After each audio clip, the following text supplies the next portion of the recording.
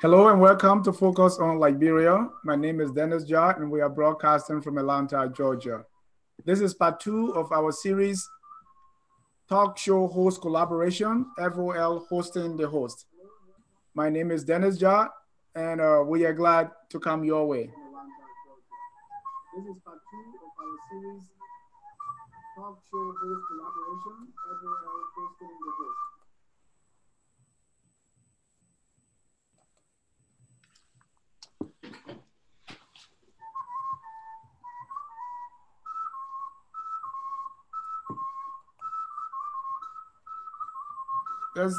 That's the music that introduces the program. Keep tuned.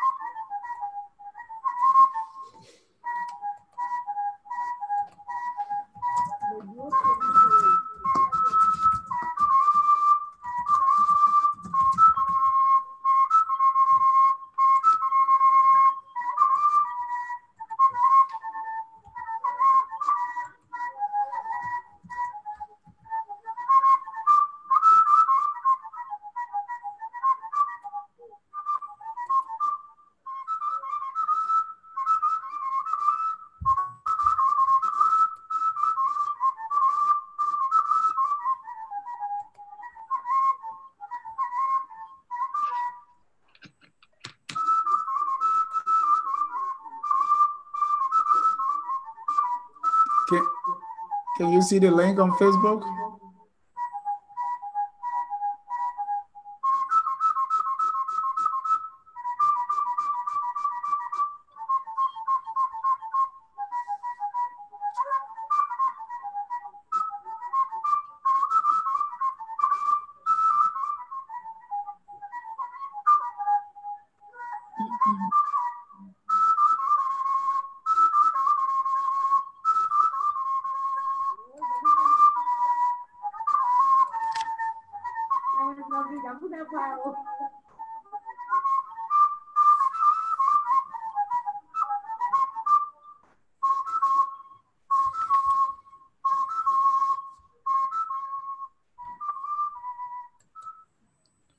Welcome, ladies and gentlemen, to Focus on Liberia.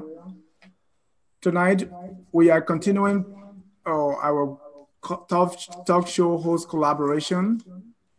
Focus on Liberia tonight is hosting talk show host. With me, I have from Oslo, Norway, Ms. Teresa Togba, commonly known as Bali. Teresa, welcome to Focus on Liberia. Thank you. All right. Yeah. Teresa is right there in Oslo, Norway. She hosts Real Talk with Bali, and we are happy for you to join us tonight. Thank you so much for having me. Thank you. Also, we have Ledvi Thompson. We are glad to have you. She's not a talk show host, but once in a while she comes on a podcast because she's a social advocate. Ledvi, welcome to Focus on Liberia. Thank you. And Ledvi is right there in South Bay, Los Angeles County, California. Well, ladies, welcome to Focus on Liberia again. We are waiting for 2 more guests. That's Mr. Gibson W. Jeru from the House's Mouth, and also Mr. Al Fadiga of the Al Fadiga Show. But let's begin by say quickly, let me start with you, Lefty. Just say a few words about yourself before the show begins. Okay. I'm a registered nurse. and I live in Los Angeles County, California. Um, and I'm an advocate, and my ministry is to the voiceless and the vulnerable population, not only in Liberia, but I feel like since Liberia is my motherland, I focus more on Liberia. Thank you so much for joining us. It's a privilege to have you. Now, from our guest from Oslo, Norway, Real Talk with Bali. Bali, just a few words about yourself. My name is Badi from Liberia. I live in Oslo, Norway, and I work at the shop with customer service. And I also have a show on Facebook called Real Talk with Badi. It's our pleasure having you, Bali, and as we await more guests to join us, we want to say welcome to all our guests across the globe. Tonight we are streaming on YouTube, so you can watch us directly on YouTube. We have some technical difficulty with Facebook, so we are going live on YouTube, which is still good. This is part 2 of our series, hosting the talk show host. We just want to collaborate with other talk show hosts. So let's first start with you, Bali. The history and the purpose of your show, Real Talk Bali. When you started it, why you started it, and how has it been? Okay. First of all, Real Talk with Badi started with, we were 3 girls. We started with Link Me to My Future. And after some time, my friends dropped us, so I decided to carry the name Real Talk with Badi. The reason why I named it Real Talk with Badi because I am a Liberian and a native Liberian from the southern part of Liberia, which from Mirwaji County. I'm Global Girl. So I feel like the name Bali relate me to my people. So whenever I say Bali, people will know who I am and where I'm from in the part of Liberia. So that's why I named the show Real Talk with Bali. So coming on Facebook, when Facebook live shows started before, I used to watch other people's shows and listen to whatever they say and, get some ideas and stuff like that. So when me and my friends came up with the idea, like, okay, then there's nobody in Norway that is doing this thing, and so we can start it. So we started with fun and joking with, ourselves and calling our friends around sometime with that. But as time go by, I saw that, people were interested in whatever we were doing. So we started to come up with real life topic when people can be interviewed, talk about the real life, what they're going through, and also relate to our community. So that's the history of my show. And what else? Right. We'll come back to you. We'll come back to you on the purpose why you do it. But let me go to Ledvi. I know, Ledvi, you don't have a talk show, but you come on podcast once a while. When you started it, and why did you decide to go live on Facebook sometimes? Well, I started this because there's some headlines that I've seen in the headlines in Liberia that sometimes it's have to be talked about because a lot of people are thinking about the same thing, but nobody's talking about it. So I did something with a friend of mine called "It Has to Be Real to Be," it has to be real to be fake, because I know we came up with fake news. Everything now was a fake news. So I said it has to be real to be fake, and not everything that is, on the news per se can be the truth. But when you research, the truth is what we bring forth, and that's what I talk about most of the time. So I will go in and look at the headlines and understand it and read it from whatever, what a Monrovia City TV is saying something, or a direct from the horse's mouth, or say maybe the president may say something in his speech or whatever that he's doing, or the speaker or the foreign minister may say something, and you go and you listen. And I usually listen to their speeches after they have given it, not on the live, because I want to hear exactly what they're saying after. So I go and I listen.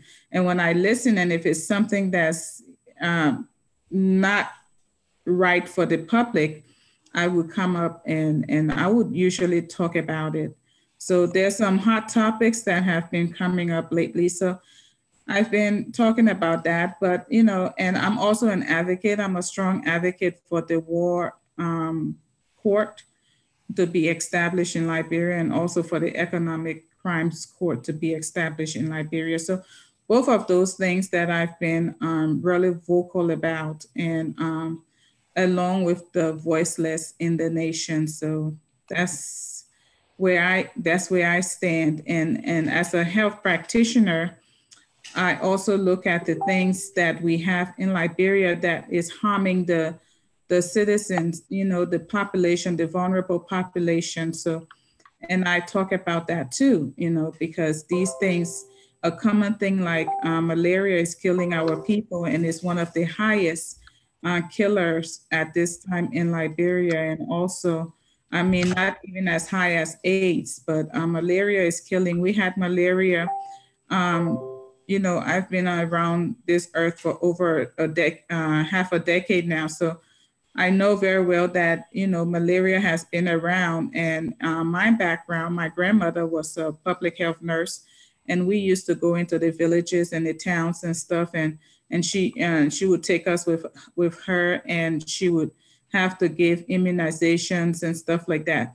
And I feel that if in the 70s that these things could have been not all the way eradicated, but it could have been controlled.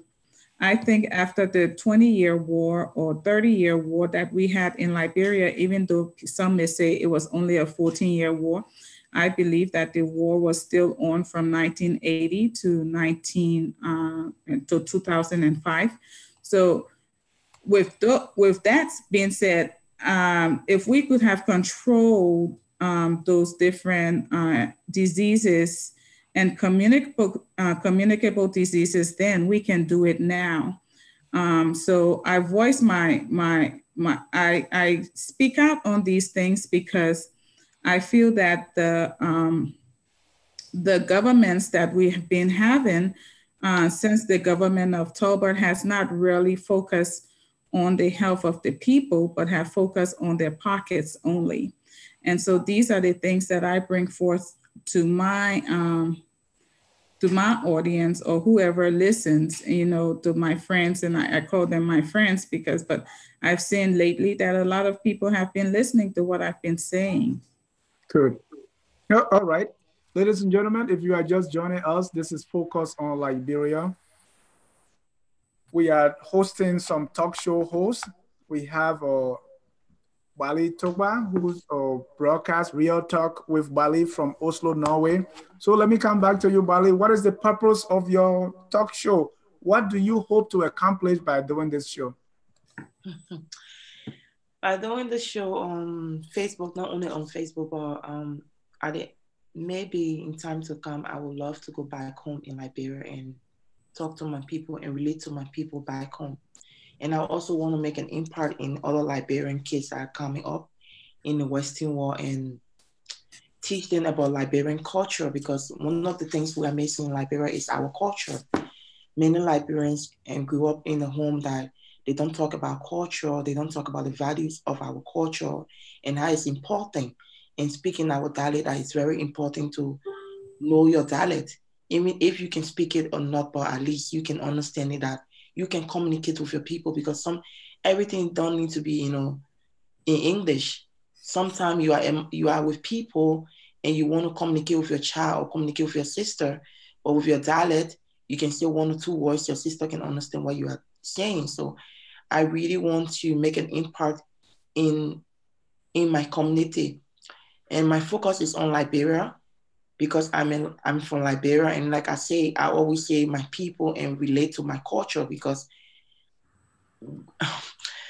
let me just say that being a global girl, I grew up with my family and my aunties and uncles that they always they love culture. And I grew up with my mother singing in the church she sing in our dialect, and it's all about the global culture. So I love everything concerning our culture, and it's important that we know our cultural values, because if we know our cultural values, being in the Western world, Africa, we still know who we are and our what we can trace. For example, Liberians living in the Western world, sometimes you might live in a community that you don't have a Liberian living there, Right. and maybe you and your child is there. But when you teach your child your culture, in case something happened to you tomorrow, and the child can trace your roots to know what his or her father is coming from. So that's why it's important for me to relate to my people and also teach Liberian kids that is growing out of Liberia, our culture. And apart from Liberia, I can also make an impact in other African communities, but my focus is on Liberia. Good. So what are some of the things you talk about on your show? I do talk about I talk about Liberian culture. Like I talk about everything when it comes to Liberian people say the G's. I talk about the G's, I talk about the culture, and I talk about, things that is important that we need to know. Like I say culture, like I stick on the word culture and stick on the cultural value, because Liberian are lack of culture in so many ways. Because we are lack of culture in so many ways, we feel that we can do things that what we feel like doing. But in other countries, people value their culture so much that when they are thinking about something and doing something, they think about people, that think about the culture. We don't do this. This is, this is a taboo. We don't do this. And for example, let me just say this, like a Liberian man or a Liberian girl will come on Facebook or come on other social media platform and say some things that is not important to his or her friend, like can't talk about the secret of the friend or other person. But I feel like when people have that cultural value in them, they will think before doing things. They will be Right. like, oh, when I do this, like the global culture, I know that certain things when you do in a global culture, be it you are abroad or not, your people are looking at you. And when you get back, I remember one of my uncles used to live in the US. So when he got married to his wife and they were having problem in the US, and they were calling back home, and he left the wife. So when he came back home, the family said that you have to bring the wife for us to settle this case. So that's what I say, like cultural value is very important, because Liberian girls get married without the family involved in the marriage. And which of course in other countries, they don't do it because they have the cultural value in them. They know that family need to be, present at your wedding when it comes to Right. bride ceremonies, like bringing bride price and other things like that. But you see our Liberian sisters being and getting married without being or bride price. And I think you being a girl man, you know what I'm talking about.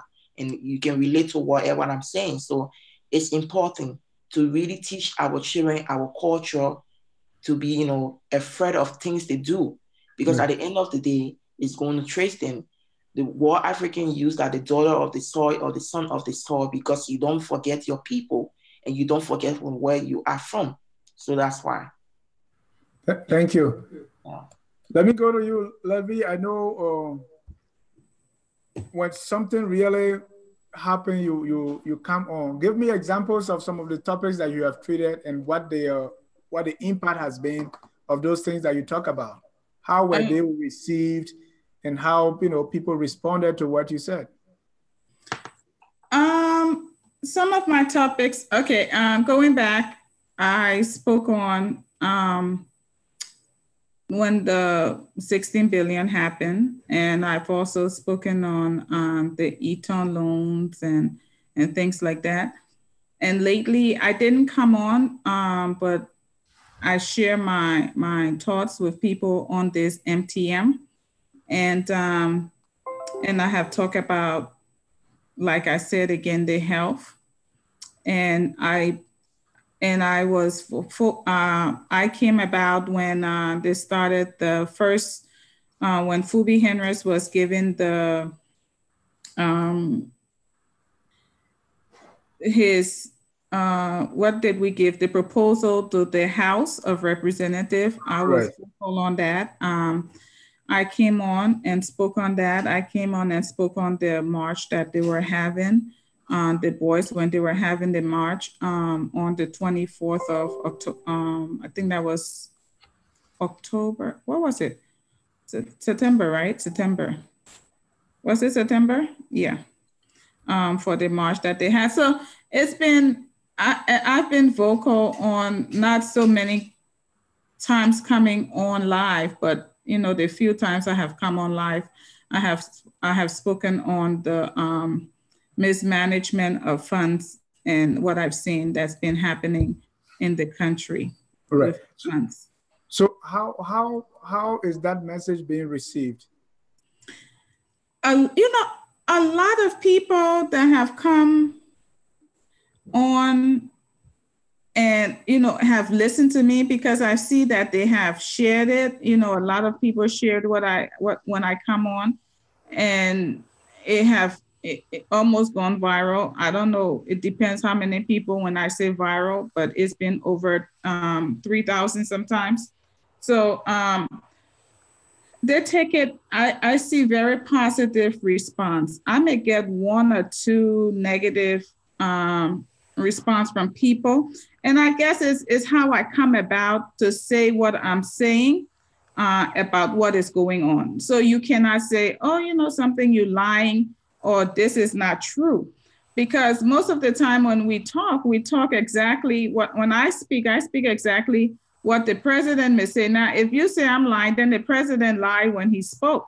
Or I may say something exactly what Eugene Nangbe said. And, if you say I'm lying, then Eugene Nangbe lied when he spoke. So I come directly from them, because I know people were saying, oh, front page Africa, the news is a lie, it's fake news, everything is fake news. Pepper bird is fake news. Hot pepper is fake news. Everything is fake news. So I listen to what they're saying themselves. And then I thank God, because I see now a lot of people are doing these Facebook lives that they're going in the streets and talking to the people. And it's something that I'm really happy that Toby Smith has started doing that too. Going directly to the people on the streets and talking to the people on the streets. So there's things that you will see, that you just can't make up. We're looking for the military hospital, and we're seeing that really, the military hospital ground was broken before the president broke, before he started his foundation on his houses. And we see what took precedent, his houses and not the military hospital. We see the things with JFK, even though they say they clean up, but cleaning up a hospital and me working in a hospital is not the same thing. We still have people being turned away. We still have mothers dying in childbirth. We still have infant mortality is high. So there's things that are happening that, I speak on and I'm not very happy about. Good. So in the long term, is this what you hope to be doing anytime there's something you come up, or what are some of your long-term goals? My long-term goals, and thank you for asking that question. In 1996, I was asked that question when I was doing my nursing in 1996.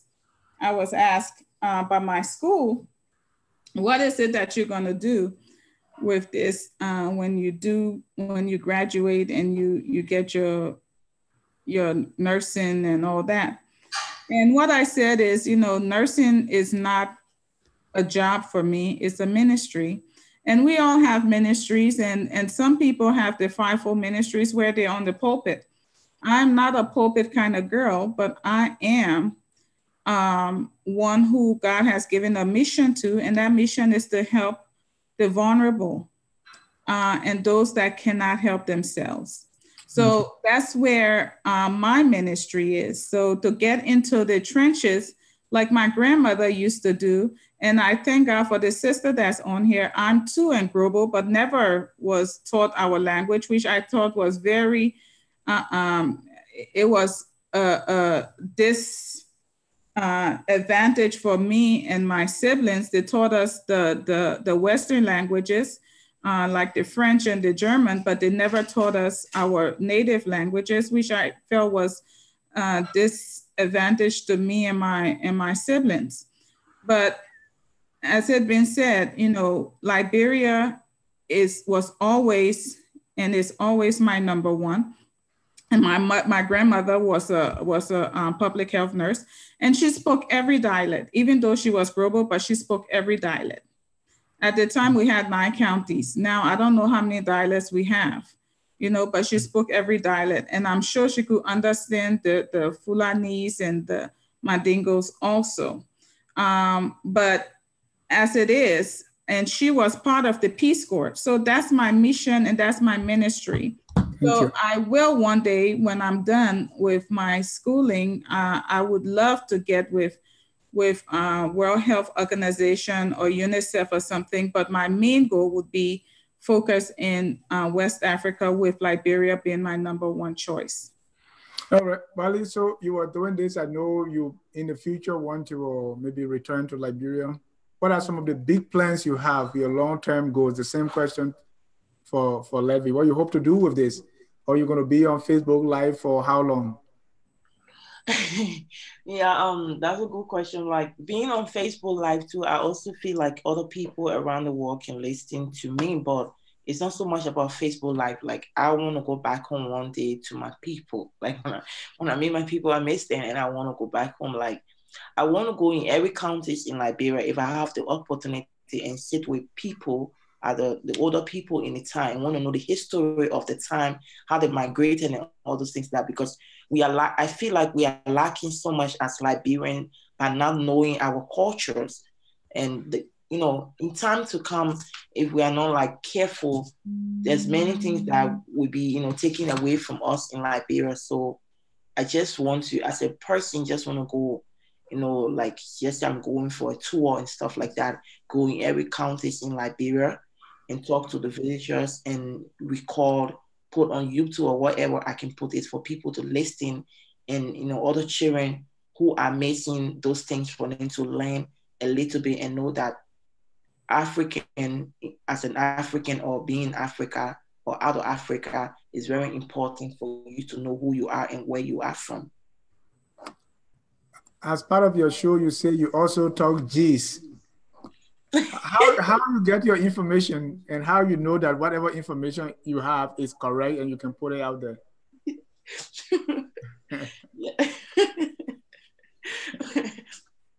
when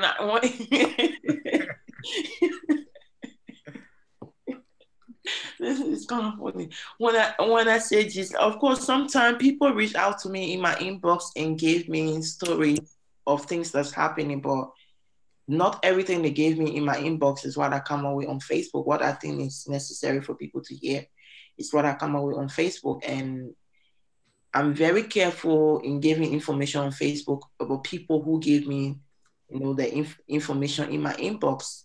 I never say name of anyone that gave me information in my inbox. Of course, sometimes some of the story can be like, if you read some of the story or listen to, because sometimes people call me or people send me messages and listen to it, be like, what? This happened? Okay, I will talk about it. I will think about it before I talk about it, because at the end of the day, I am a public figure. So when people are listening to whatever I'm saying, I need to be very careful whatever I put out to the public, because people look up to me, and some of my viewers do call me and say, oh, we were sitting and we're listening, my children was listening to you. I remember doing a show concerning the female circumcision in Liberia, in Africa. We talk about it. So the first day when I came up with that topic on Facebook, people were like, no. Some people are like, no, it don't happen like that. It's lie. They don't use blade. They don't use this. They don't use that. When I started to show videos of things they do, and I was surprised, people started to reach to me in my inbox. When are you coming up with this topic? So I have to do 1, 2, 3, up to 6. And people are still asking, because some children were sitting with their parents and were listening to whatever was in. Of course, the topic was sensitive, but it's important that we teach our children, because when it comes to female circumcision in Africa, it's something that, let's say, almost every African country do it. But the way they do it and the way they present it to people is not what they do inside when they go there. So as a person who is out there, and I know some of the things, because when I was growing up, I have my friends in my community in Liberia. So sometimes my friends and I will be playing, like they'll get missing for like 2, 3 weeks. I can't see them, and asking people they went to spend time to their family. When they come back, they are in white dresses, having ceremony. They are eating white rice, eating white cola, and all those things like that. So I was wondering whatever they were doing, but I can't go by. I found out that they were doing this when I was growing up, like coming up a little bit. I started to understand that it was female circumcision, because they believe that when a female is circumcised, she can go without, having anything to intercourse with any man for years. So this is what they believe. So when I started, I found it funny, because in Liberia, there are certain places they do it and certain places they don't do it. So I was like, why is it they do it in this other county and they don't do it in the other county? So I found out that there are taboos in other counties. Like for my own county, it's taboo for the female to be circumcised, or a man can be taken to the Sunday bush. I don't really know whatever they do with a man there, but they said they are preparing that man to be for him to be brave enough. So whatever they do there, I know they don't do anything concerning the female circumcision. So like you were born with every part on your body, and at the end of the day, you come to this earth, and somebody will come up with an idea and saying that one of these parts on your body don't need to be there. So it's something that is not good. And I see like many people complain, growing up women complain, like the Somalians here in Norway were in class the last time, years back, were in class. And the Somalians people, when they're talking about that, how women die through the process of giving birth because of the female circumcision. Some of them bleed to death. And some of them, when they're taken to that sandy bush too, they also die. So when I started to come out with the female circumcision story, and I saw people started relating to that story, and women of my mother age, of age, started to reach to me in my inbox and like, this thing you say is funny. And one of the video, a lady called, and she was sitting in the dark, and she never wanted anyone to see her face because she went through that, and she felt so sad. The pain is staying in her, like she said that so many relationships have passed her by because of that, and the men don't want to stay with her. When she gave birth to her children, it's a lot of problem, and they go through a lot of problem. Then I felt sad for her to go through certain things. Like being a talk show host, I'm a kind of person in real life, I'm very emotional. So when people are telling me sad story, I do relate to them. So I felt sad to like, what is really going on? So a pastor also on Facebook come across it, and he know the history about the female circumcision in Liberia. So he started to tell us.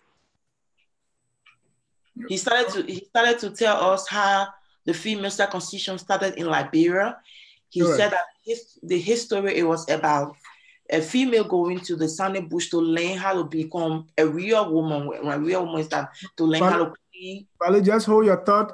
Just hold your thought right there. We see Mr. R. Hussein Fatiga is joining. Let's give him a few minutes to be comfortable, and we'll be welcoming Mr. Fatiga. Mr. Fatiga, welcome to Focus on Liberia.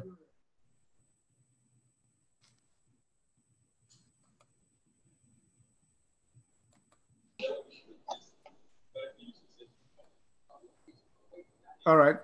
Mr. R. Fatiga, welcome to Focus on Liberia. Yeah, well, thank you, man. All right. Mr. Fatiga is another talk show host that we're waiting for. He lives there in all right. Mr. Fatiga is having some time to get adjusted. So while we wait for Mr. Fatiga to get adjusted, I say, ladies and gentlemen, this is a Focus on Liberia. Today we are having a discussion with some talk show hosts and one advocate. I have Bali Toba from Oslo, Norway. We have an advocate, Ms. Ledvi Thompson. She's not a talk show host, but she pop in once a while if something, as we say in Liberia, catches her heart. And most of the things that have been catching her heart contain mainly political issues and also things that have to do with the problems our people face back there in Liberia. We have Al Fadiga, who's also a talk show host from the Al Fadiga talk show, that's Radio Africa. Mr. Fadiga, welcome again to Focus on Liberia. Welcome. I'm trying to get it just to see the best angle, but hope I'm clear enough. Yeah, you are clear. So as soon as you get situated, we want you to just give us a brief overview of your show, the history and purpose of your show, and how far you hope to carry it, meaning your short-term and your long-term goals. So you want me to go now? Yeah. When you all said, please go. Well, the history of my show, actually, Radio Africa been around for a little close to 6, 7 years now. Okay. We actually started on social media. We started on Facebook. We were among the first people to actually start making Liberian talk on Facebook when Facebook never even had groups and never even was not even this big. I think I joined Facebook around 2007, I think. And then we started, when I had this TMZ page, and TMZ was a place everybody would go to discuss Liberian politics back in the days, and but then nobody knew it was me for almost a year or two. Nobody knew who had a TMZ page or just post controversial thing. And then gradually the online platform was just booming. We started to venture into that later on, got a studio.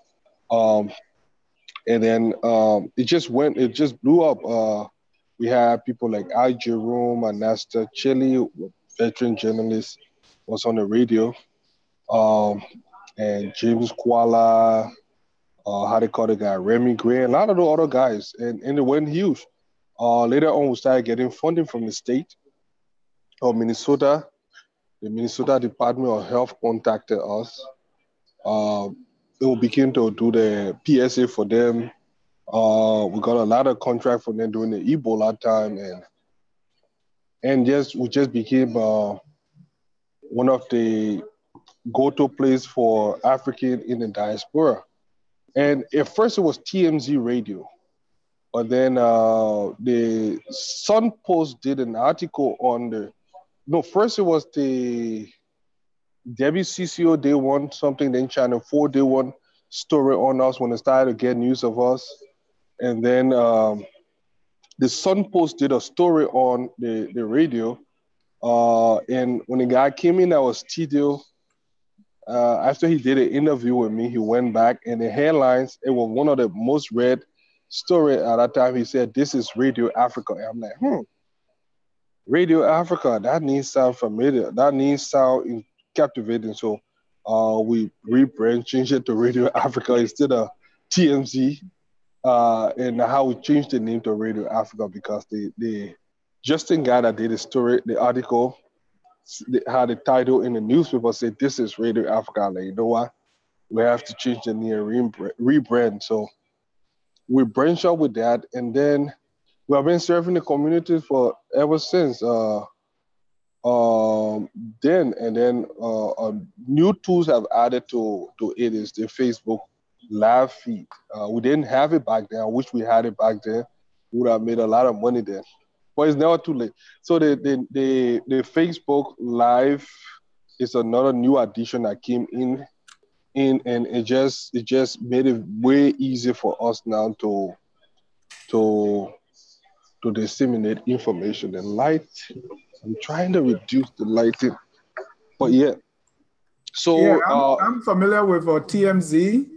Yeah, I didn't know that he has transformed to radio. Yeah, it was TMZ. It was TMZ. But when the guy did the article, Justin did the article and called it "This is Radio Africa," and most of the media all there were fascinated what radio station that had Liberians talking and Liberians African in the diaspora talking. So when he changed the name, so the TMZ radio that had Algeria and all the guys that were transformed into Radio Africa, and then we moved to a bigger studio, which was very nice when we started getting funding from the state. We moved to a bigger studio, and we have done so many things in the community. We hosted the first mayoral forum in Brooklyn Park. We we were one of the main organizers of that forum in Brooklyn Park, and we had just worked with the community work. But then at some point, I had some problems. the whole team just split apart. Everybody just went their own way. And then I moved up north with my jobs transferred me up north, Minnesota. We kind of closed the studio down, but I was still operating for I took most of my studio equipment and I was operating for my apartment until I moved to the city now, and then we started to carry on. But I just ate about the radio. But as far as me personally, I'm Hussein. What most people know about me is I'm a identical twin. I have a brother called Hassan. Um, who came from Liberia, came here early 2004. I've been here since, went to college. I got my first bachelor in IT, went back. I did something in health and human service administration. And yeah, doing. So that's just in short, that's me. Thank you. So right now, do you still have the team with you doing the hosting the live show on Facebook, or just you? It's pretty much just me now. A lot of the team we went our separate ways. Right. You know, politics. Everybody just went. Most of the guys, some of the guys, Dwana is the head of the housing now. Dwana Sayer, he's the head of housing authority. James, I haven't seen James. Al Jerome, I know he's yeah. So I don't know. I Jeremy around. I haven't seen him for some time, but the whole team just got the auto guys, just all right. Everybody doing their own thing now. Yeah. And that takes me to the next question. Let me start with you, Levy, about our political discourse. I know most of the things that go on Facebook, they have to do with politics. You have, there are other things now, including those who do the preaching on Facebook, or some people are comedian, but a lot of the live show are full of, mainly politics. Let's talk about our political tune, the debate out there. What do you say about our discussion, our political tenure, when it comes to how we talk about politics? How you feel about that? Well, I'm not a politician, but I speak about it, and I said that this, I started getting the feel of politics in 2008, but it was on the scene in the United States, in the diaspora, with us getting the first Black president. I started seeing things, and I started being interested in the politics and things that was going on. So, and I started following the political shows that they have in the United States, in this United States. I was never interested in the politics in Liberia actually until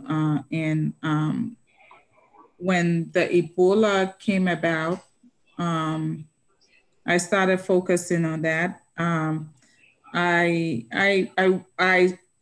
me scale back. I did, when I went home in 2008, I saw some disheartening things in the healthcare sector, and I tried to communicate with the healthcare minister at the time, and I tried, knowing that the president at the time was a close friend. I was like, well, and the people around her were part of my grandmother's group. So I started getting with them, and their talks were very disheartening.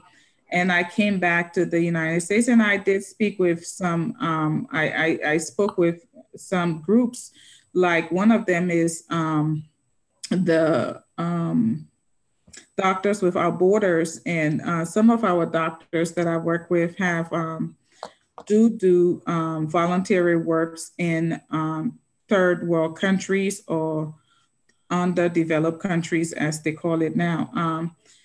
And I was talking to them in things that maybe we can do something in Liberia, because Liberia is in need. This was way before Ebola.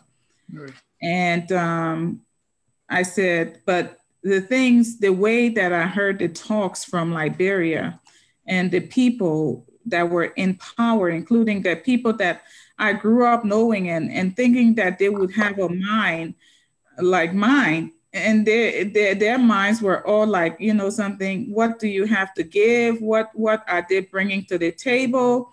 You have to give monetary gifts and all those things. And it was very disheartening. And when I spoke with one of the heads at Doctors Without Borders, and he told me, he said, they used to go to Liberia during the war, but then Liberia was a fraudulent country. And then I was like, God, Liberia was I never thought about Liberia being a fraudulent country. When you hear about fraudulent countries, you think about places like Nigeria and stuff like that, but I never thought of Liberia as being a fraudulent country.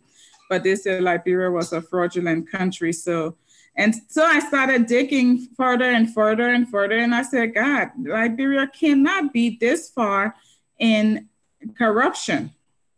And so coming to the Ebola time of 2014, 2012 to 2014, and the things that, you know, with Barack Obama being the first Black president, and I said, well, maybe he will be,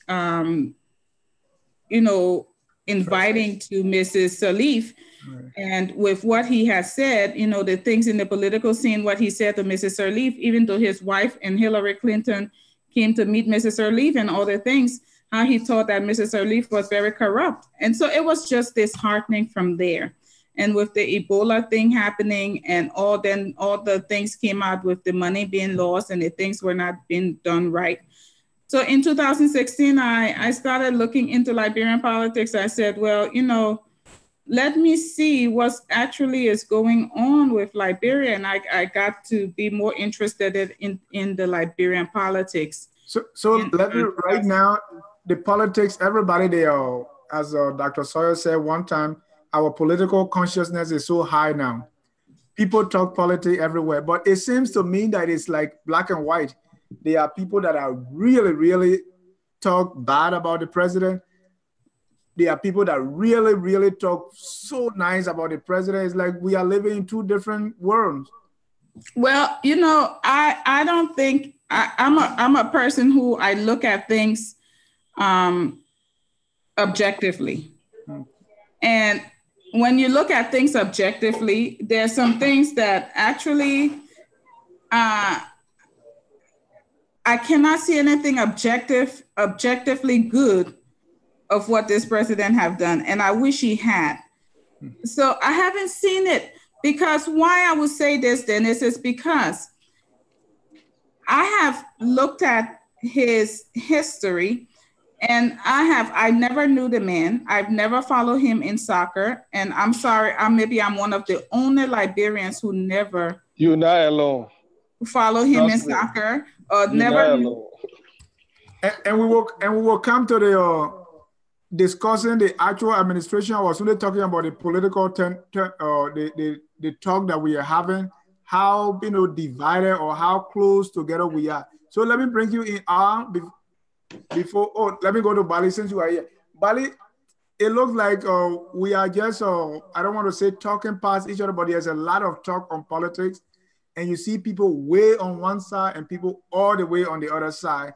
And sometimes people in the middle is very hard to find. What do you think about the political debate going on? Do you think it's civil, or we are coming to the point that people may engage in fist fight out of this political business? What do you think? When it comes to politics, really politics, what I would say, one of the things I would say that politics is a very dirty game. So people have to be very careful how they engage into politics.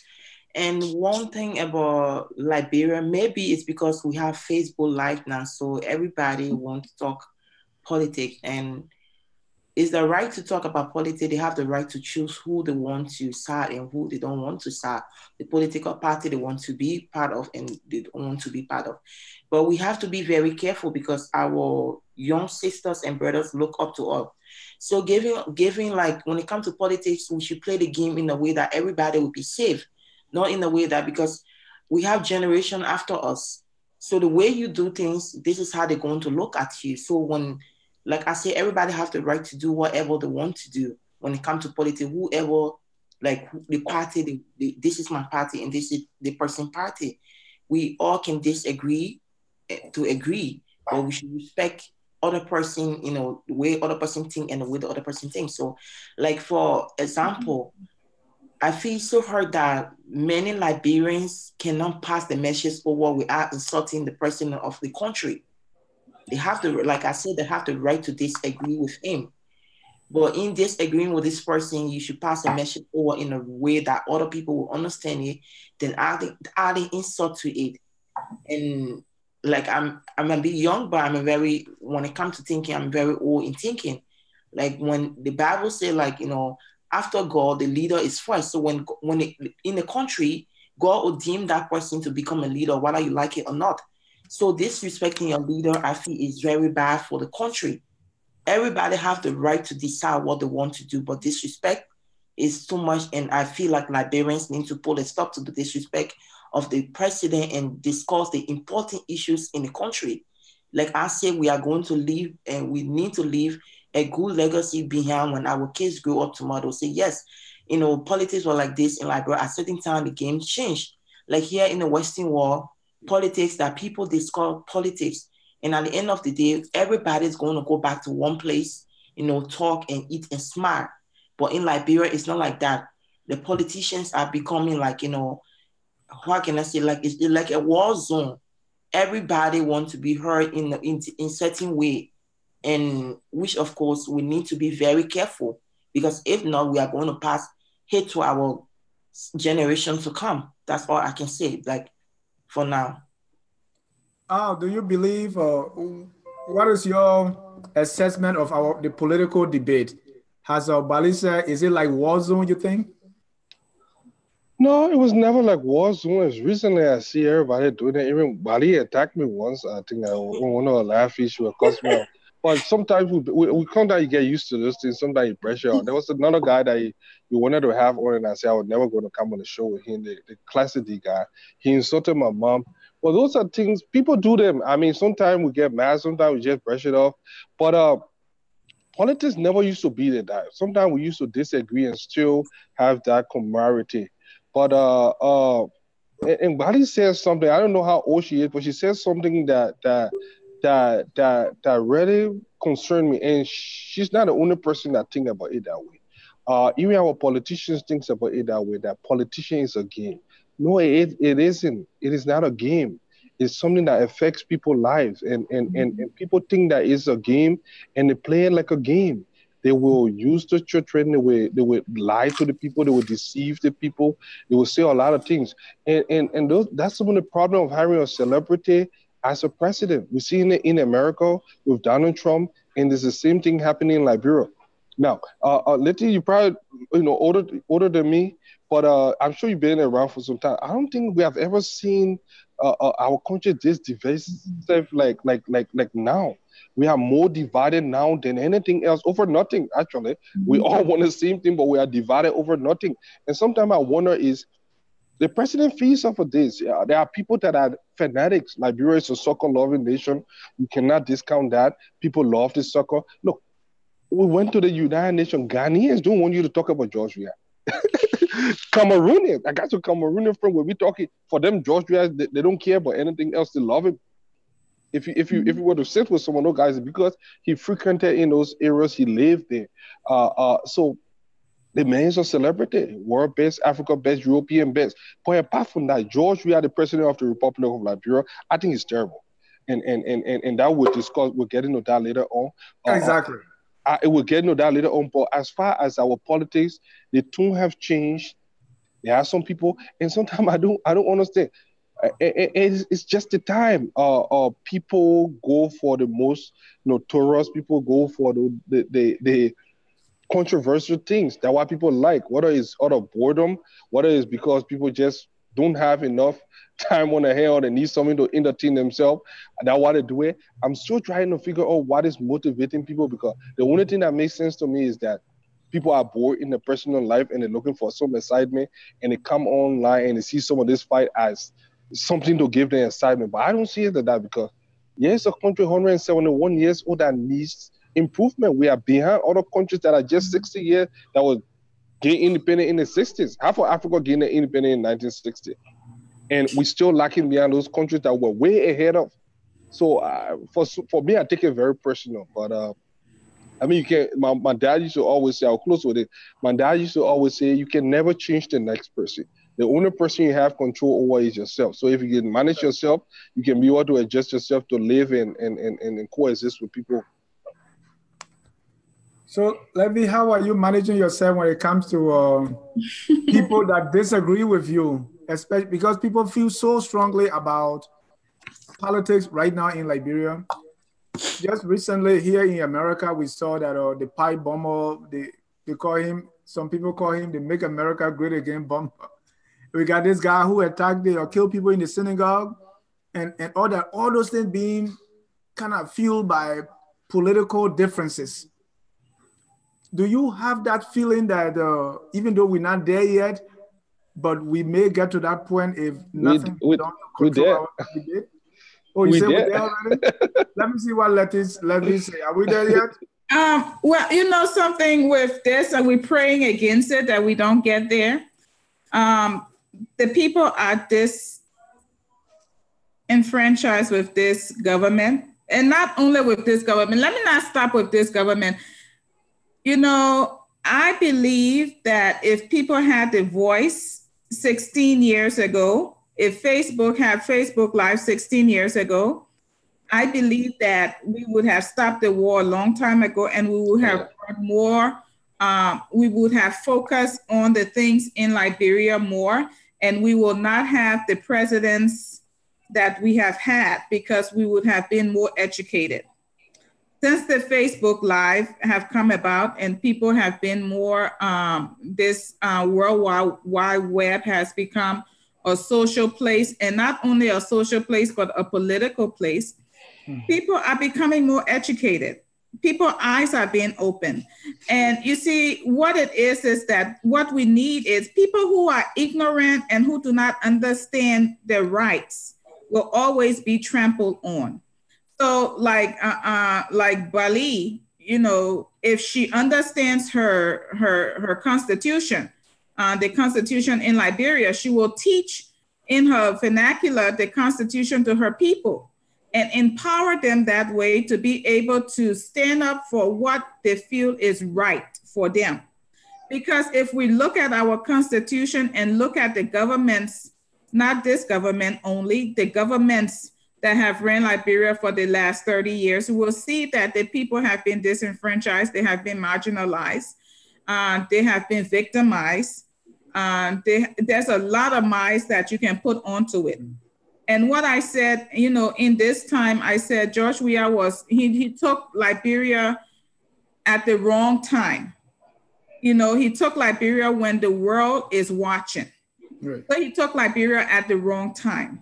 And why people are so disenfranchised with Weah is because, and I hope I'm not disrespecting anybody on this panel when I call him Weah. I call Trump. So I hope nobody is, you know, if Trump was brought by God, then so be it. He's Trump to me. And so Barack was Barack to me. So I hope nobody feels disenfranchised because I call him Weah and feel so heartbroken that we're not respecting the man of God that God has sent. I see it differently. But what I'm saying is that he took, at this time, people looked at him as loving the country.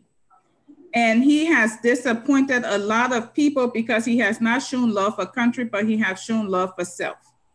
Michelle Obama said, a man will not change in his ways. The presidency will not change the man. All it's going to do is just going to put more magnifying on what that person is. Mm-hmm. So we have seen the magnification of who Weah really is and not what he said he was. Now, I could talk words and words and words and words and say, I am this, I am that, but I have to prove it. You know, the Bible said, by their fruits you shall know them. Mm-hmm. And I have not seen any fruits. And like I said, I never knew the man. I have never seen any fruits that we have done for Liberia, and I wish I have seen his fruits. But if we are turned around now and say, you know, and like I heard a rumor, and it's a rumor because I didn't read it. He said that the 30 house duplex that he's making is for the street boys and girls. You know something, if he does that, he finished that and put all the trimmings on it and he give it to the street boys and girls for their rehabilitation, I will be the first one to come on your live show again, Dennis, and say, this president is his heart is where his mouth is where his heart is. They say what is in a man's heart, he's going to do. So if that's what he's going to do, if that rehab place is what he said he's going to, that would be the first thing. Okay, so maybe he did the rehab place to get them off the street and then finish the 14 hospital. Maybe, I don't know. So there's still maybes in this, but I'm still looking to see what he has done because my heart is for the people. And like I told people, I said, I really do not care who's in power. I've been following a pastor on Facebook Live, Timothy Pei. And believe you me, Dennis, in 2023, if Timothy said in 2020 he wants to run for president, I will work every overtime shift I can to be his campaign manager for him to be able to be president of that country. It does not matter who you are as long as you are listening to do the job. Timothy, if you are listening, you got a campaign manager in the making. Let me go to you, Bali. What is your personal assessment of the current administration? I can see from what Levy is saying, I don't think she doesn't really believe that Josh had done, or the president had really done anything much to kind of give her the prop. What's about you? What's your view? Before I answer that question, I would want to say one or two things. She just mentioned something like people are ignorant to the Constitution, and everybody understand the Constitution. She won't be saying like that. If I say the leader and next to God or deem every leader, it's not only, I'm not going to set only boundary on Josh Weah. I'm talking about everybody. You like, let me just give example to you. You have a case at home, and on earth, the person that represent God on earth, our parents represent God on earth, here on earth, what believe it or not. So if your children is not listening to you, I'm not saying that everybody, I know some of you guys are older than we are and stuff like that. But do you think it would be a fair that, you know, when people out there, like I'm just going to give an example, like people out there insult you and your kids other kids watch them insulting you and your kids are there, and they watch them disrespecting you. It's not really nice. Whether you guys older than we are or not, he's still the president of Liberia. I'm not saying it because I'm siding him. I'm just saying that it hurts to see people on Facebook 24/7 and cussing him. People can have the, you know, war across to him. I don't have any problem with that. We can, like I said, we disagree to agree, but not in a way that people, you know, insult the president 24/7. Some people cross the boundary by insulting the president's mother. Like he said that he couldn't have, and what his name, El Fatika said he couldn't be on the show if Classic was going to be on the show because Classic insulted his mother. You see how it feels when someone disrespect somebody who is really dear to your heart. He being the president, he's not a rock. He also a human being too. So this one got nothing to do with the Constitution. When I say the leader is close to and God, the leader is. I don't think that's what she meant, though. I didn't. No, wait, I don't think that's what she meant. Let me just correct her. No, that's not what I said, Bali. And I've never watched any of your shows or anything like that. And this is my first time meeting you. But and nice meeting you. But what I said, if you could teach the people, especially when you do your shows and people that listens to you, if you could teach them their Constitution, you will empower them to know their rights. I never said anything about cussing or anything like that. I'm sorry, okay, babe, I don't understand. Yeah, so yeah, maybe the misunderstanding. Thank God for communication. I'm very sorry, but because you see, why I said that to you is because that's what we're trying to do. We're trying to educate everybody in their vernacular. Now, if I could speak global, I will be on this Facebook Live every day speaking global to everybody that listens to global because I need to empower my people. Levy will also run a series on the different ethnic groups. So on Focus on Liberia, you will see the history and culture of the various ethnic groups. That's a start of letting people know our various ethnic groups. So and I also have a group, and I also have a group on Facebook. And your thought of Bali on your assessment of the We Are presidency. Okay, before I answer, I also have a group on Facebook called the 16 Tribe of Liberia, and which of course I bring people on the platform to teach the dialect. And I'm still looking for people, but the last time we have a Geo session that the guys talk about the Geo tribe and the culture and stuff like that. That's beautiful. So when it comes to We Are Government, Fatika, don't get angry right now. Okay? No, I'm not gonna get angry. No. Actually, I'm interested in knowing what they have done. Actually, we will come to you. What they have done. Okay. Since I came, I really used to follow the politics on Facebook. Not Facebook, but every platform. I really used to go go on every platform to listen to what things that happen. They are doing. The government is doing, and listening to whatever and broadcasts they're having from Liberia, like programs and things like that. But lately, I'm not really following it and stuff like that. But I feel like one of the things that we are is going to do in Liberia when it comes to this government that is really going to, make me happy is when he, the road project in Liberia when they finish everything. It's one of the things that is really going to be good. The reason why I think that the road project or other things they are going to do in Liberia is the road project is very important. Is that like what our mother was saying is that, to educate people of things that are going on in the country and the constitution and things like that. Because of the war in Liberia, many people in Liberia have the education standard is not like high like that on all the Liberians and our sisters and brothers and things like that. So I feel when the road project is accomplished, it's not like, doing campaign time, like people like Fatika and other people who really love the country can leave from the US and go down to Liberia. He don't need to tell the government that he's coming, or he don't need to tell people, but he can go in his village or other places he's from in Liberia and teach the people how it's important to vote for the right person. It's because the role, all those things, the role is not really tight in Liberia. So many things have been done in Monrovia and the people back home have been left out. So when the road project is complete, I feel like, many people will understand the right to vote for the right leader and to, do something good in the country. So one more thing is that, like, they say like we are doing, when they never follow his career as a footballer and things like that. During the time we were playing football, I was a little girl, but I used to hear some of the music, senior player open. But we're not talking about football now. Our country is on a football field. We're expecting to do things as a leader that will make his people happy. So I feel like, you guys, the pressure, you guys are giving him pressure. Like Fatika is on 24/7 giving the president pressure. You guys slow down a little bit. The reason why you should, you guys have the right to talk, but the reason why you guys have to really slow down a little bit, the social media right now is, is everybody is listening to whatever is happening on the social media, like I said. So we will have the platform, whatever we do, viewers are very good, listening. Some of them listening, they follow us.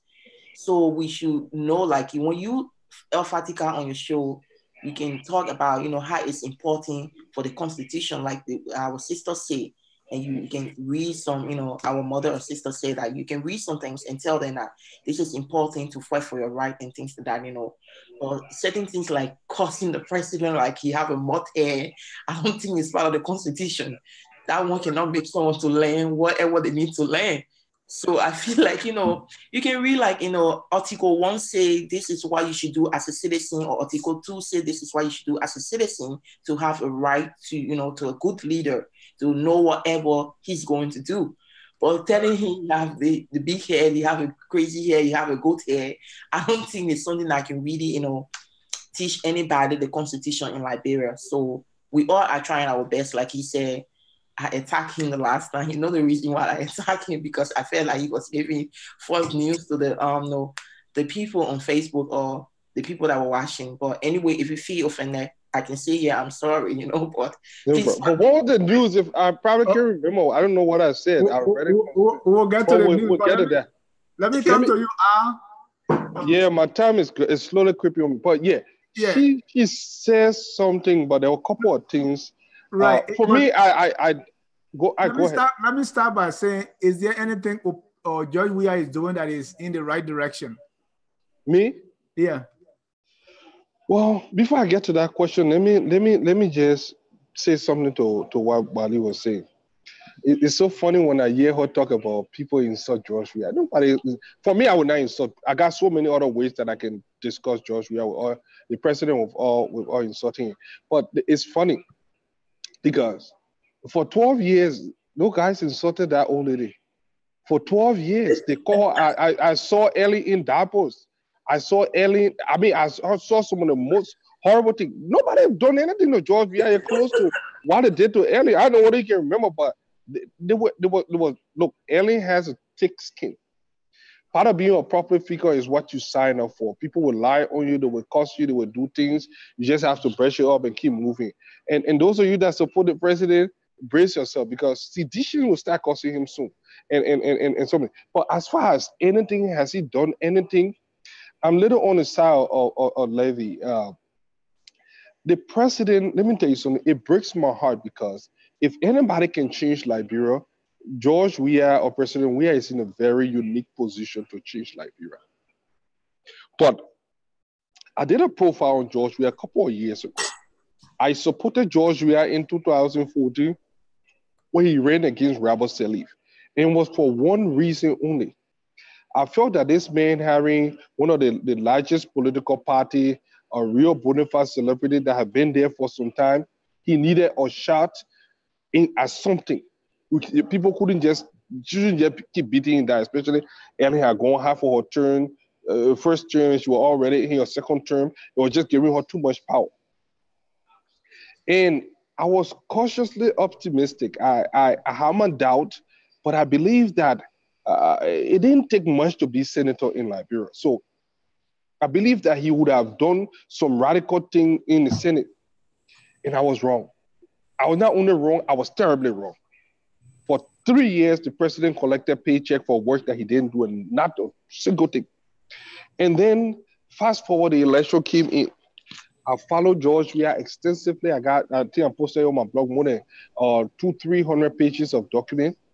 And I started to know, I've been in close proximity to George Weah, I think about 2 or 3 times in my lifetime. When the late Patrick Chair passed away in Minnesota, I did the video for that. I even did the promo on the radio.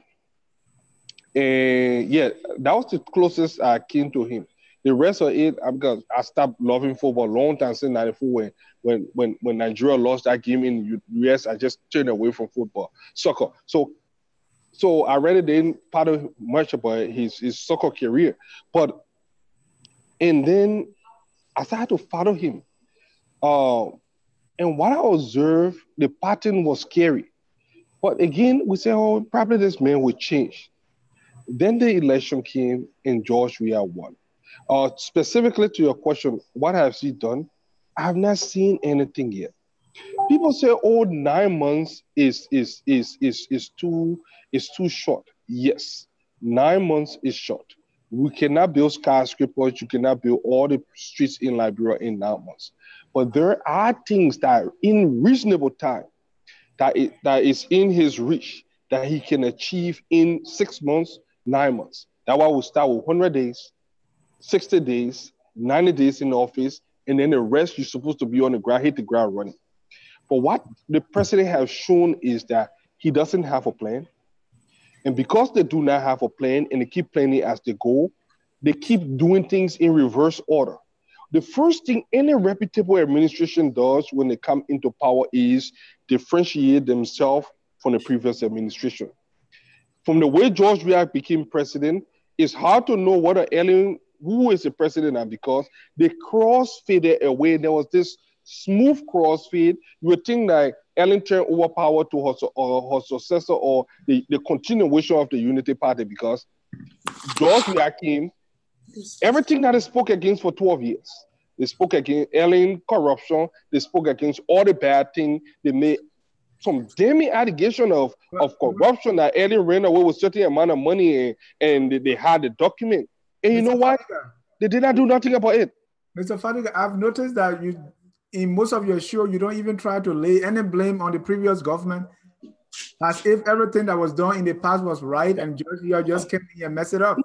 No, I'm not saying that everything was right. George Weah came to correct that wrong. No, but that's what I'm saying. Do you see anything wrong in the past that George Weah has inherited, or he came and messed things up? That's what I'm trying to get at. Well, what I think he's in the past that he messed, he refused to hold people. The first thing as commander-in-chief was to make sure that you hold those responsible for where we are now accountable.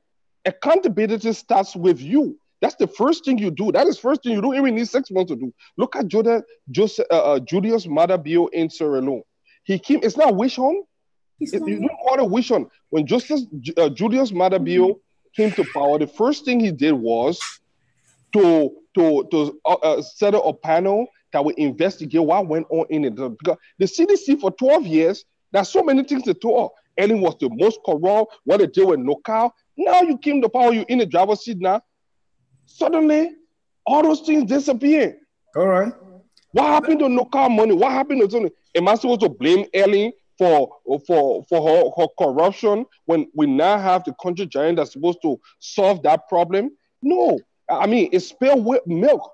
Ellen is as relevant as George Weah is willing to make us relevant. And what we are seeing now is a man that is willing to leave her alone and start his own band of corruption. So because he has this laissez-faire attitude towards governing, it is showing in his own government.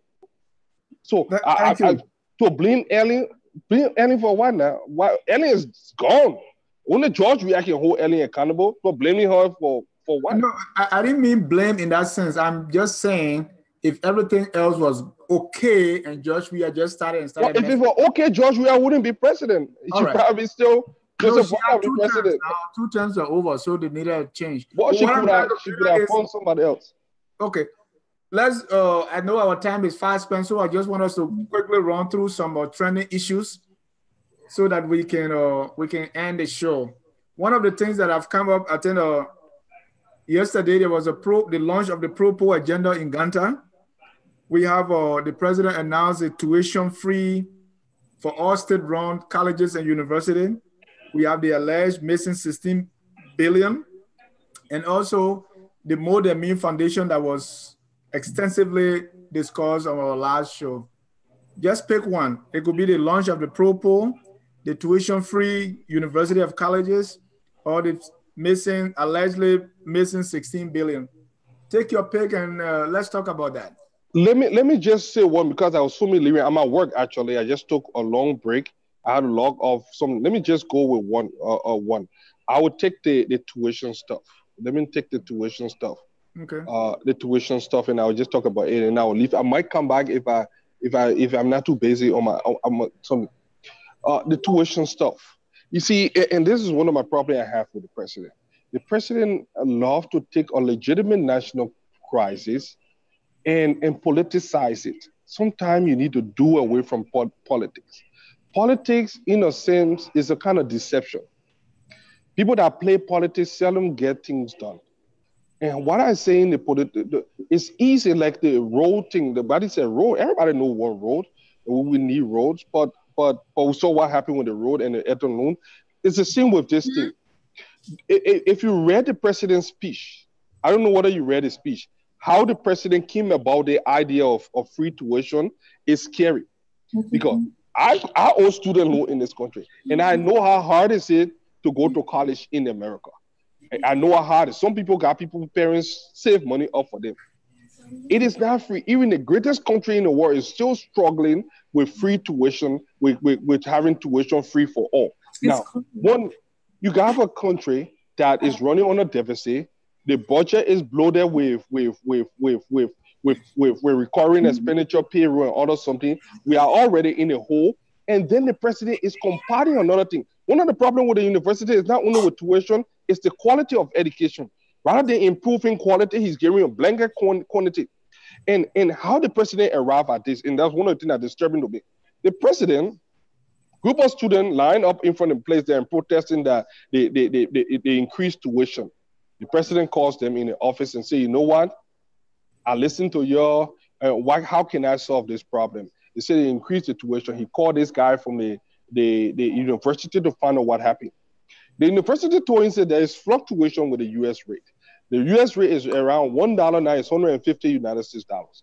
So instead of going when the U.S. rate go up, we change the school fee, it goes down. You know what? We just cap it at $600 per credit instead of the $400 because of the U.S. rate at 150 Liberian dollar to $1 US. So when you times that by the full credit, the $4 per credit, that used to be, it will be about $600 now. You say we'll cap it at $600 so that way students will not have problems. You know, when the US rate go down, at least there's a cap on it. The president listened to it and then he calls the people, he says, so they went on with something, so some people go, they cannot afford, people will always not afford higher education. If you ask people, everybody want free. But so what is president? So what's a major problem you have with the tuition free? Let me tell you now what he did. The president went, call his finance minister and say, you know what, go to that ministry, go to the university and say free tuition for all. In essence, it's a political move, but it's a dumb move. Look, you do not start building a house from the roof. You started from the foundation. You're talking about more than means, just to tie into the more than means something. We have kids that were raped because they want to acquire just basic, the foundation of education, our young children, and that is more of the population. So, like I said, the president is engaged in window dressing. You do not put Band-Aid on the problem and call it solving the problem. When you have a wound, you give it antibiotic, you treat it from within. The president keeps doing window dressing. He keeps putting Band-Aid on the problem and not solving the problem. He keeps going after the symptom and not finding the cure. So, like this thing, tuition free, one, it's not sustainable. If you look at the budget for something, government was not even meeting out with the budget. The budget has been reduced. The people were looking for 26 million. We have always not even reached out to it. Tuition will have for that thing. If you take away tuition, forget about the gesture. Look at the reality about how can we pay, how can we sustain this thing. Where would gesture or bad timing? Where will you get the money from? Where would the money come from? That's a fair point. That's a fair point. Let me go to Levy to pick one of those issues if you want to talk about the tuition or the 16 billion.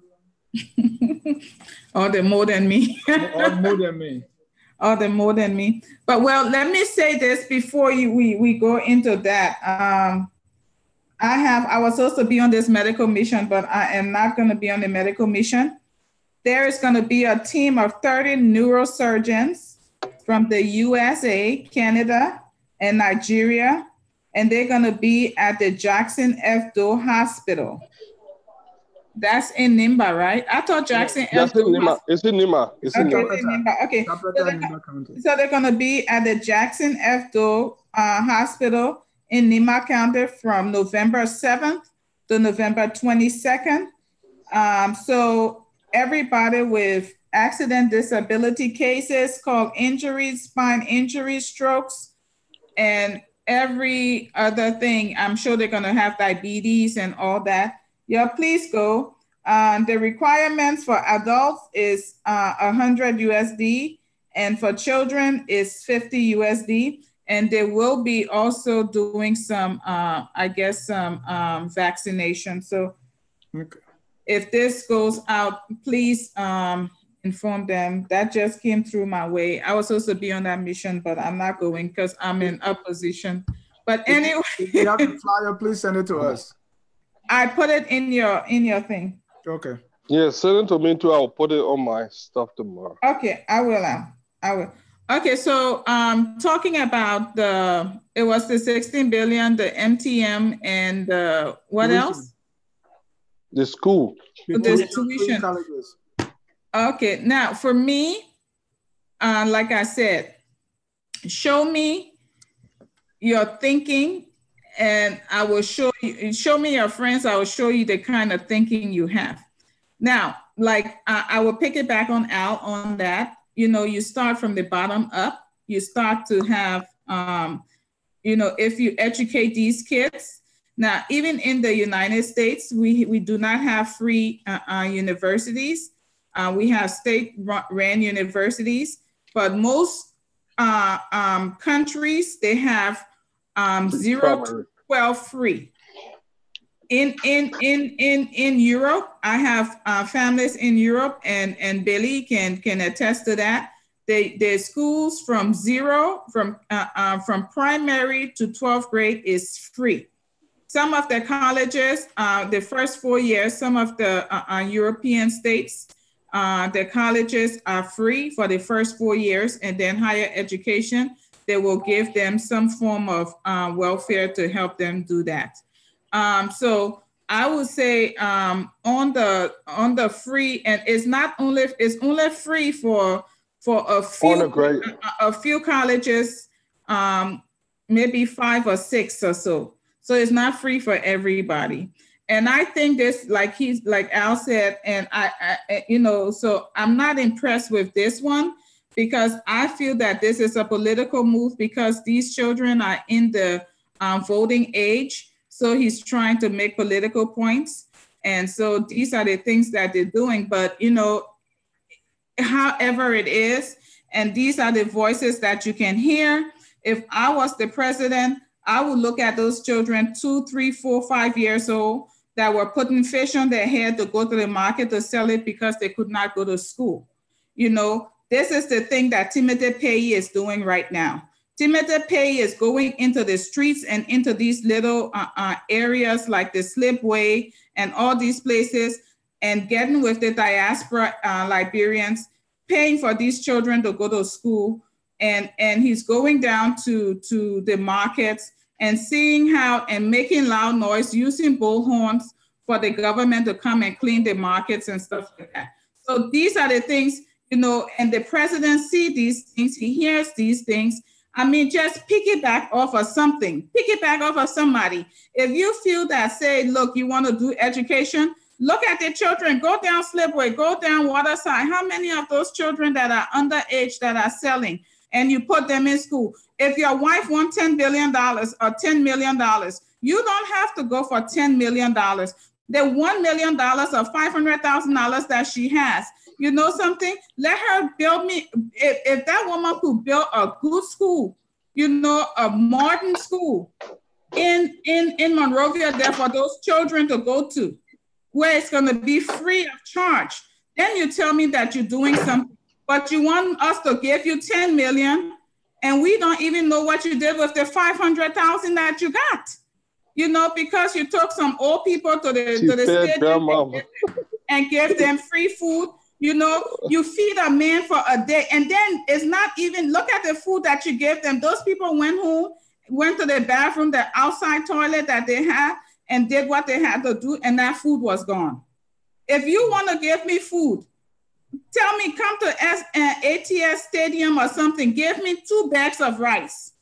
Give me a whole goat, 2 goats. Give me chickens. Let me take it home and let me put it there. Maybe the chickens were born and the goats were born. Give me a male and a female if you want to do something for the community. Don't go and give me a bag that you have sacrificed or whatever, and you give me a little bag with meat in it and say, oh, here, you'll put it in your soup today. I don't know if it's human meat or dog meat or cow meat. I don't know what kind of meat it is. You know, these are the... Yeah, give me a few minutes. I'll be back in a few minutes. Yeah, so let me just get off of that because I can get on my soapbox. What is dear to my heart is the empty. and before you continue, the pastor you were talking about is Timothy Payne, K-P-A-E-H. He's the senior pastor of Christ Foundation Church. Yes. And please, Dennis, anything you do, promote him, because I will promote him. I'm promoting him, and he's doing, you know something, he's the David that we're looking for, and he don't have to have money. We'll be surprised. He'll be the next president of the Republic of Liberia. He is indigenous, but yet and still he's educated. He never disagree with you. He educated himself. Why you use but? He's indigenous but. But anyway, we'll come to that. Before you get on more than me, let me hear Bali's thought on either the tuition or the 16 billion or the More Than Me Foundation. I will go with the More Than Me. So sorry, man. I have to take More Than Me.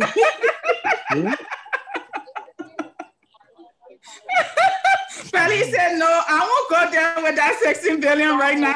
I won't go there because in the conference. I'm not going to argue about the 16 billion and stuff like that, you know. So, but maybe El Fatica, I would just like talk a little bit on the 16 billion. I can go to the More Than Me. The 16 billion, Okay. like they say, early government was the people like had that money and stuff like that. So maybe El Fatica can tell the history about the 16 billion. So I go to the More Than Me Foundation in Liberia. What is happening in the More Than Me Foundation? There are some of the things that we really need to talk about on our platforms, not only about politics.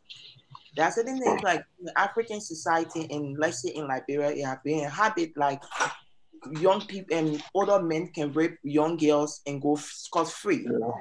And this is what happened to the More Than Me Foundation.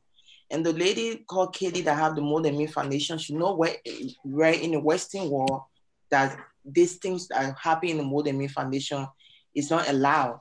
And if it was in the Western world, she was going to be facing charges because she's the one that owned that place and she knew about the case.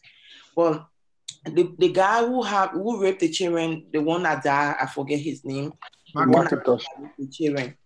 So it's just like this. For example, I feel from the story, listening to the story, I feel like he was not going to those little children and say that you guys are going to get free education from this person. It's like a free foundation. I feel like he was going to the children within a relationship level and say, I have my white friend, she come and open school. When you get in relationship with me, I can give you school and those free scholarship in the school. It's what I think he was doing to those girls. And like Katie said that the ex-wife to this man and saying that, he likes small girls business. When somebody come up to you and say a guy loves small girls, then as a mother, if you have your girl children around, you have to be very careful. But like I say, Liberia have to be a country that they can show example to the young people and children that is coming up. Like some of us, like when I'm not kind of person, when it comes to rape, I don't really like to talk about rape because being in Liberia, I experienced it and I know how it feel like, a person raping you and you cannot have a voice because they threaten you that they will kill you and all those things like that. And some of the things, these are one of the things that really need to be fight in our society because at the end of the day, our brothers are also doing it to the sisters at home and nobody can talk about it. Just be like family thing, but they don't know it play a very big role in the life of that person upcoming. Like it's something that can really traumatize that person. So More Than Me Foundation, I feel like the government should take over the place till Katie is waiting to face charges because now it's funny that they put the little girls on the street and they are not hiding their faces. Like they were on the street and asking the other one, are you one of the victims? And she said no. But he fingered me once. I'm sorry to use this word. And everybody saw that video. It's kind of funny because they are not educating the children that is not allowed to get raped by a man who, older than you. Right. Or touch you inappropriately. Yeah, we should protect you to be your father or your brother. And when our government officials are going up with little girls, what do you expect to happen in the society? Other people feel like it's common. Because even in the Western world, when the government officials are doing these things, they don't do it in public. But in Africa, like not only in Liberia, in Africa, like a man can rape somebody just like going to the market to buy fish and go and cook your dry rice. Rape somebody and the woman become that person like to say, you stupid, the man rape you, you come outside to come and talk it, or just go and marry that man. And giving our sisters like 12 years, 13 years, 14 years to get married to a man who is in their 50s. So they feel like it's an African culture. So a white person can come from Africa and the Western world and go to Africa and abuse our children and nothing else can come from it. So I feel that the government should take over More Than Me and, and put things in order because if not, this will not be the first case in Liberia coming to and helping students and raping them at the same time. And he lets some of the children with HIV positive and they are in our society. And many of them don't have the medicine. Like what I was looking at the last time on Facebook, like about 37% people are infected with HIV in Liberia. What Wow. become of them? And they will be spreading it in our society because though HIV, when it comes to HIV too, everybody are afraid to talk about it, to educate people. Because when we tell them about it, they treat you like an abandoned child or a Right. abandoned person who don't have anybody. So those are the things that the government and other people within Liberia should focus on. Like some of us who have that platform, we should talk about rape, we should talk about all those things. Because at the Thank end of the day, many people do listen to Facebook. In Liberia, out of 10 family, one person in that family have a connection to Yeah, Facebook and self-care. listen to whatever we say. So that person can go and tell the people, oh, this is what I was saying today. So be careful. And when we're going back home, it shouldn't be so much about, pledge, like going back home to just go and spend money, To rob have big fun. cars. We should go back home, even those who will do those things, but we should also educate our brothers and sisters that this is not good. Go in our communities and talk about it. Go to our various counties and talk about it. Because when people are more educated on those things, women, they will know that this is not right and no one should allow anyone to rape them. So that's what I think. Thank you, Bali. Our time is fast spent. I want us to kind of pivot a little bit and talk about United States politics or Liberians within or politics in their areas. Like for instance, we have I think a Liberian that is running for. First, there's a Liberian who became a mayor in Montana. There's another Liberian who's running in Minnesota to become, I think, his. Actually, two. Excuse me. It's Actually, two. two. Two, and then we have my own man, Cesar Goya, who's running on the, I think, in the school board and things like that. So let's talk about the Three. Liberians' involvement in the politics or in the government wherever they reside, and what support can we give them? What can we do, or how can we encourage Liberians? Because most of the time, we sometimes have this going back home mentality that we don't really plant our feet here to be part of the system, to be part of the school board, to be part of the city council, and all the different things that affect us as people. Your thought? Let me start with you, Al. There was something when I had a real bigger platform. There was something that I wrestled with, and I got frustrated with our community. People more concerned about doing the double and triple than get involved. It was hard until Donald Trump came and started to kick everybody butt and people TPS everything canceled and running out. Then people starting to pay attention now. But for a long time, we really didn't care. It's hard. But it's a two-way street. For me, I consider myself a realist. I would not just support someone because they are Liberian. That would be a bad thing. That would be a very bad thing. I would support someone. There are some guys that are here. I know people in the current leadership here. I know Mayor Tim Wilson from Brooklyn Center. And there's a young Liberian guy, Mark Elliott, that is running against him. I've known Wilfred Russell for a long time that is running on the board in Brooklyn Park. I have interacted with him for long. Just that my schedule is so crazy. I do not have a life. Sometimes when I leave from the show, I just come into work. When I go back home, it's 1 o'clock, so I have not had the time. It's just Wednesday, so I'll go and help to do some door knocking and do some phone banking for them. But we should not only support Liberian because they are Liberian. Because I've seen some people that will come there, they will not even do nothing for our community. Um, I had an opportunity to interview a librarian. I'm not going to call his name because what on it will be something. And the person told me plain blank, I'm not going to be this person for librarian. My position I'm running for is that for librarians. And I'm like, wow, really? So we have to be very careful, not because someone look like you or because it's something like you. But yet and still, we need to encourage more minority to get involved in these things. I've seen some of those guys too, some of the white guys too.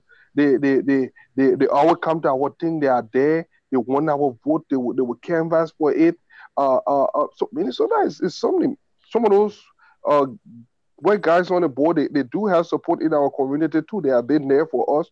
So we should not if we're not prepared to fight, we should not throw blow and then go down. So we either in it all or we're not in it at all. So but this time around is different. The appetite is different. There are a lot of activism going on in the community. Wilfred Russell stands a good chance. Tim Wilson in Brooklyn Center. Mark Elliott came close. It was a very tight race last election. Mark Elliott is running again. My only problem with Mark Elliott, he disappeared from the community since the last election, and I'm glad that he coming back. I think he's even sent me friend requests the other day. I'm like, oh, so he's sending me friend requests that almost four, 3 years ago. He just sent me friend requests, and then he told me, but it's never too late. He's a young man. I think he will learn on the job. He approachable. Tim Wilson has his own problem. His wife is the senator for Minnesota, so they got a long history. Especially, there was a lady. Yeah, I don't want to bring all those things up, but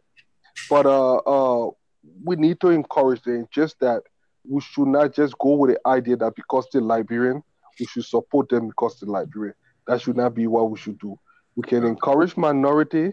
Like I got Boyd Morrison running to for city mayor. He has ran before. And do you know that Boyd Morrison, I think, probably got more votes than Wilfred Russell because there were so many Liberians behind Boyd Morrison the last time he contested in an election that, and I actually heard Wilfred Russell chance when he ran the first time. And he's a very friendly guy. If you know Boyd Morrison, he's an African American guy, very friendly, I mean, people love him. But hey, Wilfred Russell is running for city council now. I think he's standing a chance this time. I think I've known Wilfred Russell. I think he's a very fine person. I think he applied himself well. He has done a lot of stuff. But as far as Liberian putting a foot here, it's true. Sometimes you have to decide where you want to be. Having your foot 1 year and 1 day, sometimes you lose both ends.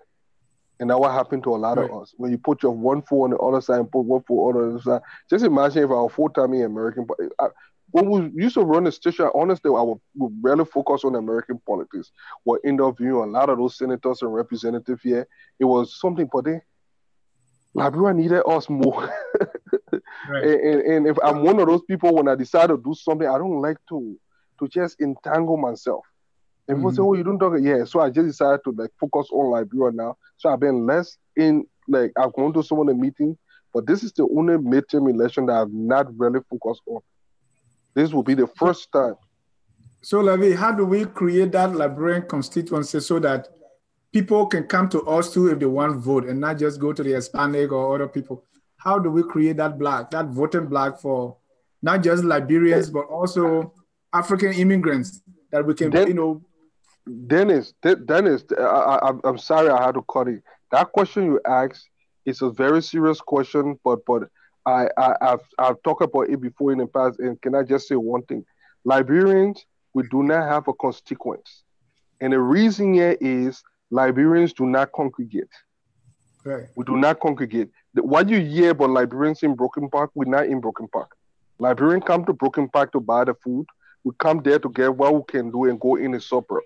So you hijacked the one question, my man. No, sorry, I just would have, because it's one of those things that I sorry, Lefty. But I'm just giving you experience from here. We do not congregate. That's the difference between we and the Somalis. The Somalis have a block. They congregate. We do not. Levy, your input. Okay, on that, I would say, for the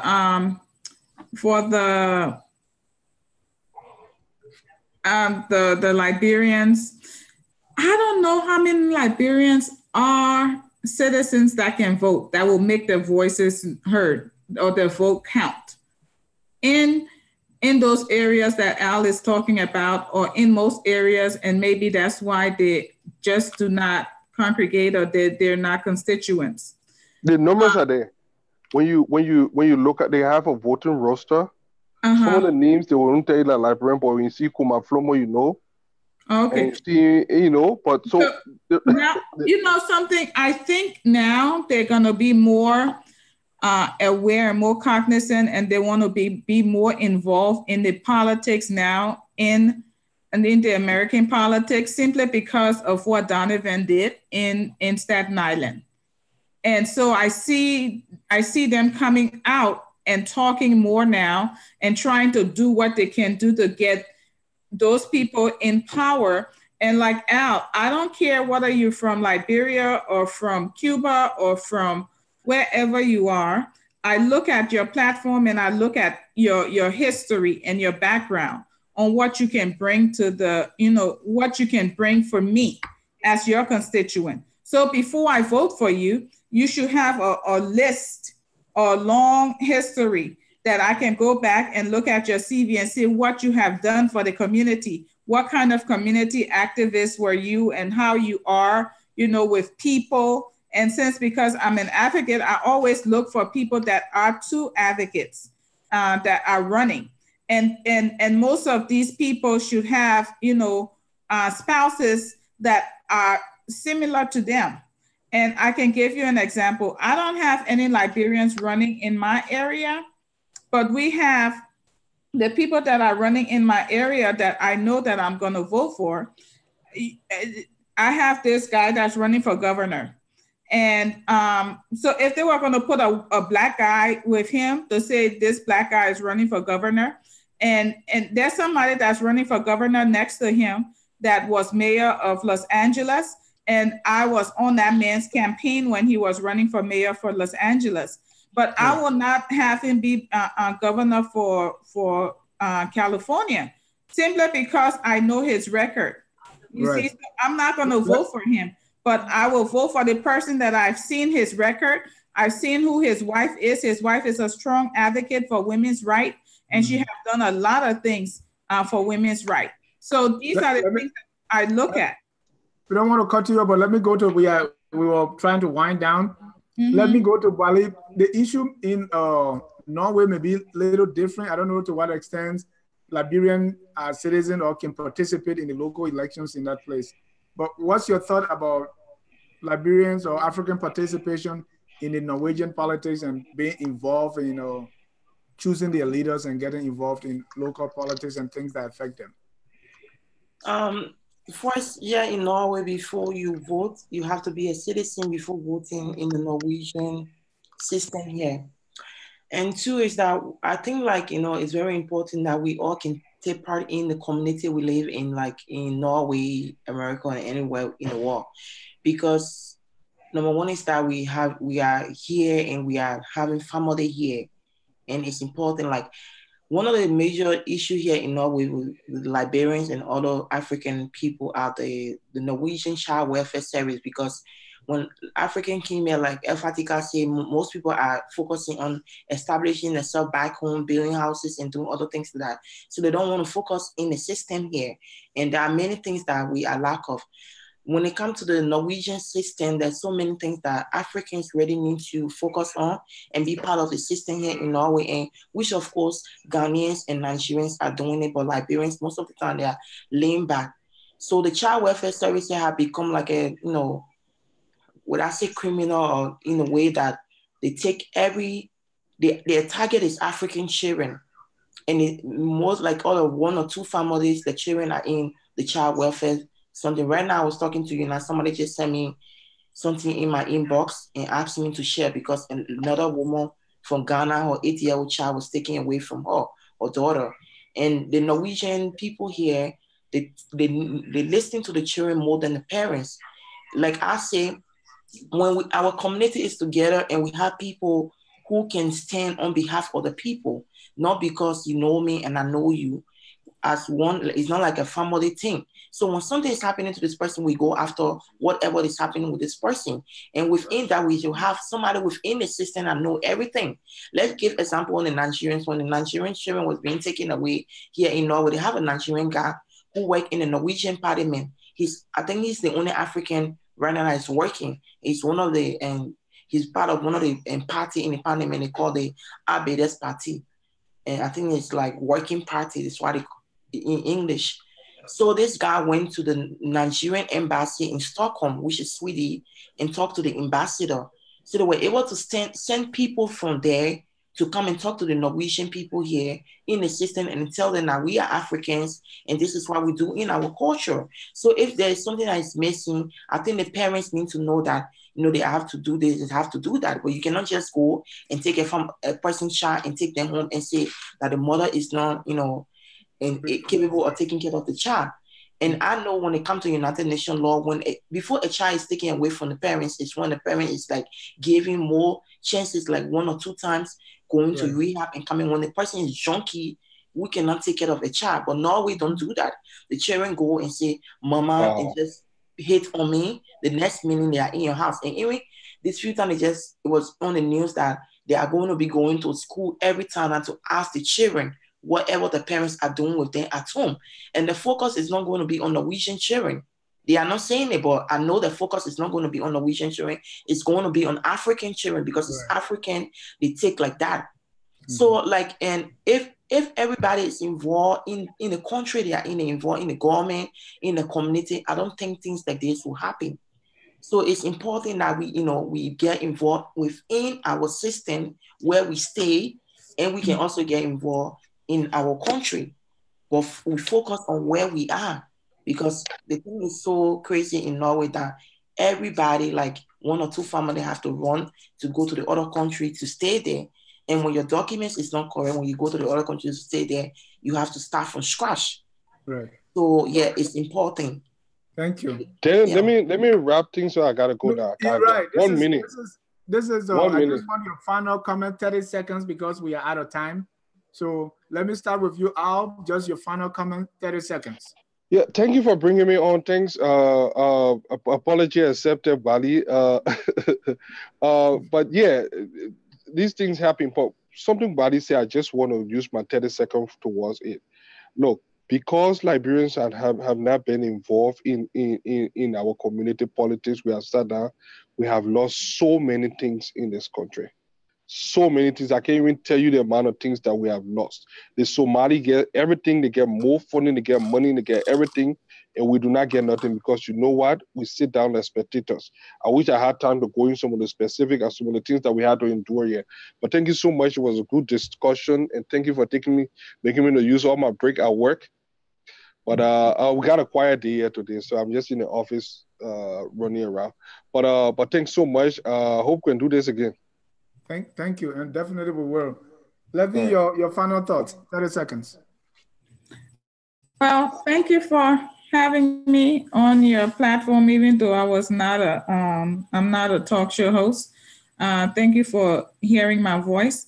The most important thing is we want to get Liberia, where it should be. When I grew up in Liberia, I want Liberia at least to start on that trajectory before, right now Liberia is not where our hearts are. So we need to be able to put Liberia back on the map and do the things that we need to do. For 171-year-old going to 172 years old, it's a disgrace to see that we are running this country into the ground. And, with this president, I'm hoping that he does something that will improve the country, because without him improving this country, it will be like more than 200 years. We'll go back into slavery years, where we back to, to the Stone Age. And so this is something, that's why everybody is so hard on him, and we want him to be able to improve. We want him to come out and do what he said. Don't talk anymore, just do. We don't want him to talk anything anymore. All we want him to do is do. When he starts to do, then we'll start to be behind him and say, we don't want any more talking. We don't want any more breaking. We just want to see work being done. Thank you. Bali, your final words. 30 seconds. I just want to say thank you for allowing me to come and giving me the opportunity to be part of this show.